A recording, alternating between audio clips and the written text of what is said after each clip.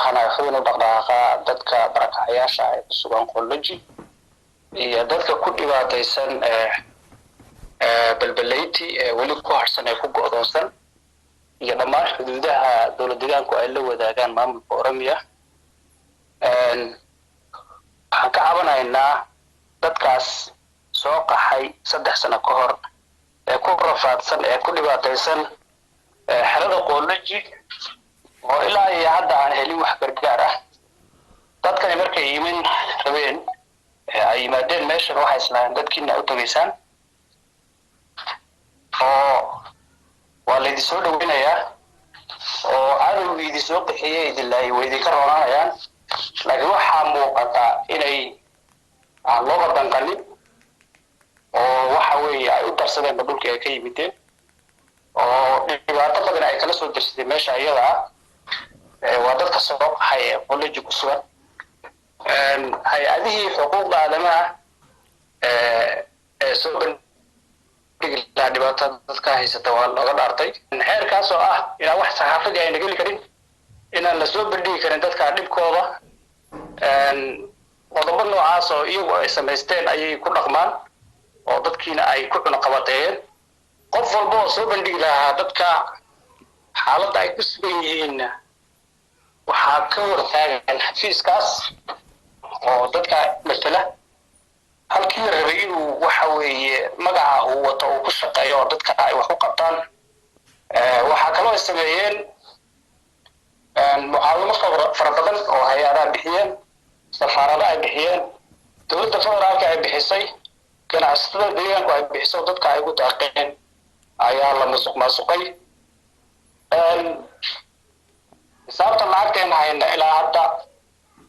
waxa weeye la musuqmaasuqay $42 milyan oo dollar weey. 42 milyan oo dollar dadka xaaladooda way ka qaban lahayd maanta. waxa weeye dib u dejin way u qaban lahayd, way u samayn lahayd. dadka kadii muddo waxay meesha ku sugan yihiin 4 sano, 3 ku dhow 4 sano, 3 sano ka badan.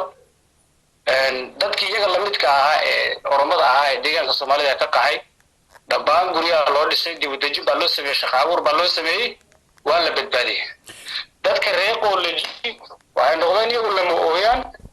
oo dad aan meel ka soo jeedin oo cidna aanu nahaynin, ciddii u dhaqdhaqaaqi lahaydna waxa weeye lagu hor istaagay. marka maxamed maxaa lagu qiyaasi karaa marka dadka ku nool xerada Qoloji ee dadka barakacayaasha ee xeradaasi jooga maxaa lagu qiyaasi karaa? dadka walaal hay-adaha xitaa hadda ka hortira kooba jira. dadka deegaanka iyaga laftoodu intay isxil qaameen ayay istirakoobeen oo buugaag baa meesha taalo dadka lagu diiwaan geliyo. maalin walba dadka yimaada la qoro. dadka waxay leeyihiin 500,000 oo qof ayay leeyihiin. qaxootigu meesha kaliya kuma sugnaa, waxay ku sugan yihiin Dirdhabo, Raaso, meelo kale oo badan ayay ku sugan yihiin oo ay ku rafaadsan yihiin. ahaatee dadkana u fara badan oo waxa weeye aad u fara badan. waxa weeye waxaa lagu jiraa waqti xaadirkan waqti abaara ah oo waxa weeye uun roob jirin. waxaa laga yaaban yahay inay xaalad bini'aadamnimo meesha ka dilaacday, caafimaad la'aan, shuban iyo arrimo lamid ah. marka maadaama aad ka mid tahay dadka u dhaqdhaqaaqa dadkaasi barakacayaasha ee Qoloji iyo waliba gudaha kale ee dowlad deegaanka Soomaalida, isla markaana aad tahay hormuudka dadkan markaasi qofka u dhaqdhaqaaqaya, marka idinka ka qurbo joog ahaan ama marka dadka u dhashay deegaankaasi ma jira talaabooyin dhanka horumarka aad samayseen ama kaalmooyin dadkaasi aad gaarsiiseen? marar badan baan anaga sameynay kajaaliyad ahaan ama dadka deegaanka ka soo jeeda lacag aan iska ururinay. dad macnaha waxa weeye wax baxsanaya wax ka ururinay oo aan ku hagaajinay guddiyadii meesha ka jiray. dowladdii hore Cabdi waqtigeedu dhamaaday, guddi ay samaysay baa jiray oo guddiga la yiraahdo taakuleynta dadkaas oo xubinka ahaayeen ninka la yiraahdo Saxane, Khadar Macalin iyo xubno kale. lacag aad u fara badan baa dadka ayaa guddiga gaaray. anigan lacagta aan hubo waa guddiga aan ku hagaajiyey lacag oo $50,000 ah oo risiidkeeda caddaynteeda aan idin hayo sidoo kale dowladda federaalka lacag bixisay hay-ado badan baa lacag bixiyey annaga ka jaaliyad ahaan ama dadka ka soo jeeda deegaankaas karaan balbaleyti wixii karaankanaga waa qabanay dadkan inaan badbaadinaan isku daynay waxaa jira dhaawacyo fara badan oo isbitaallada dalka iyo isbitaallada federaalka yaalay naga daweynay oo kafaalad qaadnay dawadoodii iyo wixigoodii maadaama cid kale oo u gurmanaysay oo wax u qabanaysa aysan jirin waxaa kaloo isku daynay dad fara badan oo xidhan oo ilaa 300 oo qof ah oo ka soo jeeda balbaleyti oo colaadihii dartood loo xiray inay ilaa hadda xiran yihiin dadka inaan loo yaro qabano oo nu dacweyna isku daynay wixii karaanka naga ah wax ka qaar waan ka soo daynay wax ka qaar ilaa hadda la haystaa ilaa dad 200 oo qof ayaa ilaa hadda u xiran maamulka Oromia marka maxamed dadkan waa la heshiiyey oo labada qowmiyadood baa heshiiyey haddii dadkii dib u gaadhay ee la gumaaday in ka badan 2,000 oo qof laga gumaaday muddo 2 sano ah wax heshiis oo qaatay ma jirto marka cid u timid war maxaa la yeelay wariyaha hormoodinida war maxaa idin gaadhay tiri ma jirto raaligelin lama bixinin maamulka Oromia wax raaligelin oo bixiya ma jirin xaq waxaan aragnaa Mustafa iyo maamulkiisu inay horboodayaan waxbaan heshiinay ay leeyihiin lagu martiqaadayo mas-uuliyiinta Oromia iyo activistiyaashooda deegaanka Soomaalida oo ay waxa weeye qolejo agtooda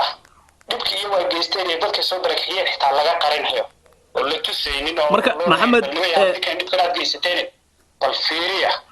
maxamed oo loogu aanashubayo qoleji haradigeeda iyo dhulkeena oo dalxiiska dhiiggii ay daadiyeen iyo dhibkii ay geysteen oo meesha jigjiga dusheeda inta laga qariyo maxamed marka waxaa jira in dadkaasi sidaa sheegtayba muddo 3 sano ka badan ee halkaasi ay joogaan marka dadkaasi xilligan maxay ku tiirsan yihiin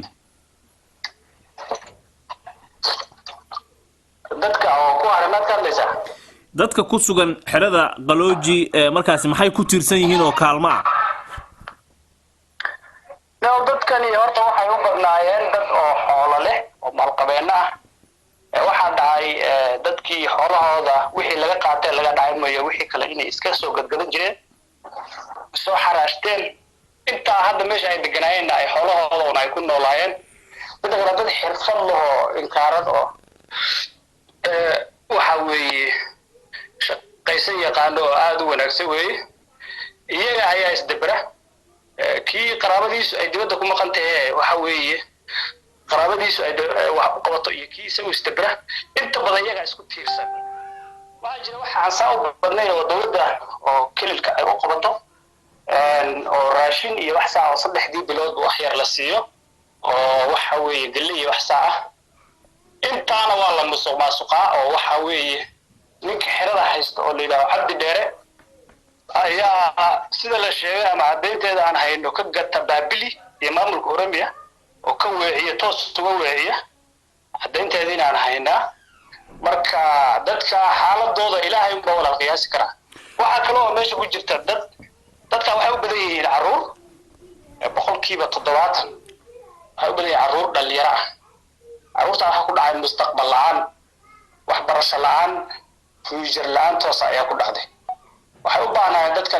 dadka deegaanka la dhasheen ee ku soo qaxay in si guud loogu gurmado barnaamij la sameeyo qalqabeelada deegaanku waxa weeye toos maadaama musuqmaasuqu aad u fara badan yahay iyagu iyo culimada halba la is abaabulo oo waxa weeye toos dadka wax loo gaarsiiyo ama cidda ka hor taagan waxa weeye laga hadlo oo la xambaareeyo ayaa la rabay abashadu waa nooca marka ugu dambeyntii maxamed maxaad u diraysaa oo baaqa hay'adaha samafalka iyo waliba cid kastoo markaasi gacan ka geysata sidii loo caawin lahaa dadkaasi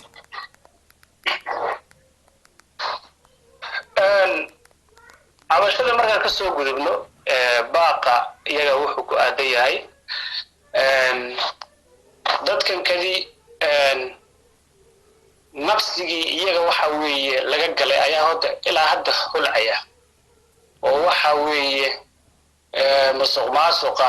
iyo waxa weeye bawarkii Soomaalida hoos u dhacay iyo dhibka maanta meel walba ka taagan waxaan u nisbeynayaa horta dadkan nafsigii laga galay baaqa haddii oo soo noqdo waxaan ku baaqayaa dadkan in sida loo dhaamo in loo furo xuquuqda aadamaha hay'adaha xuquuqda aadamaha ay booqdaan warbixinna laga diyaariyo caalamka loo soo bandhigo haddii inaga ka kilahaan awoodayna u lahayna dadka wax u qabanno dadka caalamka ee samafallayaalka ah waxa weeye wax u qaban lahaa aan laga qarinin oo loo soo bandhigo oo saxaafadda loo fasaxo si wax loogu qabto waa haddaan wax loo qaban karin haddii wax loo qabanna waxa weeye ama hantidii faraha badnayd ee iyaga magacooda lagu ururiyey malaayiinta ahayd la caddeeyo meesha ku baxday si toosana wax loo qabto arrinta kale waxa weeye inaan ka hadlaa waa rabo waxa weeye dadkan qabiil shaqo kuma ayna lahayn dadka reer Galbeed dadka meesha hadda degan u badan wax qabiil leeyahay ma ayna aqoonin dad Soomaali oo isku duwan bay ahaayeen oo aad u wanaagsan qabiil baa loo kala saaray waxa la qabiil walba meeshu ka soo jeeday asalkiisii ayaa la geeyayaa kii guriga ka soo jeeday guriga la geeyay kii dhagax buur ka soo jeeday dhagax buur la geeyay dhulkii 20 sano ee u dambeysay 30 sano u dambeysay waxa laga dhigay waa la qaybiyay qabiil walba meel baa lagu shaabiray qabaa'ilada hadda marka xagga dusha ka yimid ama dhibku soo gaaray alla yaaba guud ahaan inay wax badan ka deganeen deegaanka oo waxa weeye qabaa'ilo kalena dhulkii iyo waa asalkooda ay lahaayeen ama ay deganayeen qabaa'ilo kale ay ku noolyihiin haddii marka saas ay dhacdo qabaa'ilo ayaa kor u duulay hadda tusaale dadka Galbeed ka soo qaxay sidoo kusuma hal qabiil bay u badayeen halka qabiil ka soo jeeda nabad iyo fiiq ayarkeeda nabad ayarkeeda go'aankoodu waxa weeye walaalahano haddii la soo dhaweynayaan waa diyaar haddii la soo dhaweyn annaga mana dhimeyno xabadna waxa weeye kuma duldanayno waxa weeye annaga ayaa u samareyno ay taagayeen waa mowqifkooda markaas oo kale waxa loo baahnaa dawladdu inay xal keento oo dadka dhulka badana dhulkan deegaanka ka soo jeeda waxa loo soo qixiyay waa izir dadka dhibkii labada kiil ka dhacay baa iyaga galaaftay iba iyagu geysteen maaha in arrinta horta la fahmo dawladda iyo ay shacabku ay isla fahmaan baa dadka kale si wadar ah wax loogu qabto loona dejiyo marka arrinta codsanayna waxay tahay dadka inaan qabiil loo kala saarin toosa waxa weeye wax loogu qabto oo cadaalad ah wixii la hayo wixii aan la haynin caalamka loo qayshado tusaale aniga waxaan ahay qof u dhaqdhaqaaqa dadkaas oo dadka Galbeed kale maana dhammaan dadka xuduudaha ee dhibku soo gaaray yaa ka hadalaa oo wax ka qoraa caqabado naga soo gaaray ayaa jira markii oo waxa weeye isugu jira alxamdulillah kastoo hajabaadii iyo qofkii arrimahaas oo kale ka hadlay qaraabadiisa uu dhib gaari jiray tii kastoo ay jirin oo qareenna taas oo hadda laga rooyahay haddana cunaqabatayn baa jirta waxaa jirta wax la dadayo oo qabyaalad iyo qurun salka ku haysa waxaan codsanaynaa in saxaafadda loo fasaxo oo waxa weeye codka saxaafaddu meesha gaaro dadku ay hadlaan waxa weeye dawladdu protocolkeeda iyadoo ilaalinaysa haddana dadkeedan ayna dhibin waxa maamulka hadda Dr. Abiy oo hogaamiye Ethiopia macnaha maamula oo qayb ka yahay Mustafa walaalkeen Mustafa wuxuu shuruucdu hadda ku socdaa waa iscafi iyo furfuraan siyaasadeed furfuraantii waxa weeye xaggeena kama jirto sidaan hadda aragno aad bay u liidataa waxaan codsanaynaa furfuraan iyo dadkan insaan loo dhaamo